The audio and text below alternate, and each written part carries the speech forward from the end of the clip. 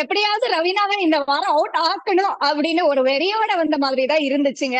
எனக்கு தெரிஞ்சு ரவீனா இந்த வாரம் போயிடுவாங்க. இந்த ஒரு பர்ஃபார்மன்ஸ்னாலேயே போயிடுவாங்க எனக்கு தெரிஞ்சு. அவங்க அப்படியே அந்த லாஸ்லியஸ் ஃபாதரும் சிவானி மம்மியும் அந்த ஒரு ஸ்லாட் இருக்கும் இல்லையா, ஒரு வருஷமும் அந்த ஸ்லாட் ஃபில் பண்றதுக்காக பண்ண பர்ஃபார்மன்ஸ் மாதிரி தான் நான் பாக்குறேன். ரவீனாவோட மம்மியே வந்து இது பேசி ஒரு அட்வைஸ் கொடுத்திருந்தாலும் அது வந்து ரவீனா கொடுத்த அட்வைஸ்ன்னு நம்ம வந்து அக்செப்ட் பண்ணிருக்கலாம். இவங்க அவங்க ஃப்ரெண்ட் மம்மி, ஓகே, அவங்க வந்து வந்த மினிட்ல இருந்தே வந்து ரவீனாவை இப்படி செய்யறாங்களே அப்படின்னு இருந்துச்சு. அதுவும் ஓகேங்க, பார்ட் 1 ஓகேங்க. அவங்க பண்ண அந்த ஃபேவரட்டிசமும் மணிக்காக விளையாடுறதும் மணியோடயே சுத்திட்டு இருக்கிறது இது எல்லாமே வந்து நீங்க கேளுங்க, நோ ப்ராப்ளம். அது பத்தாதுன்னு மணி பின்னாலே எல்லாத்தையும் மணிக்கு எகென்ஸ்டா பேசிட்டு நான் ஏன் மணி பின்னாலே பேசணும், கூப்பிடு அப்படின்னு சொல்லி கூப்பிட வச்சு ஒரே கிரில்லிங் தான். I think she doesn't have any rights to do that.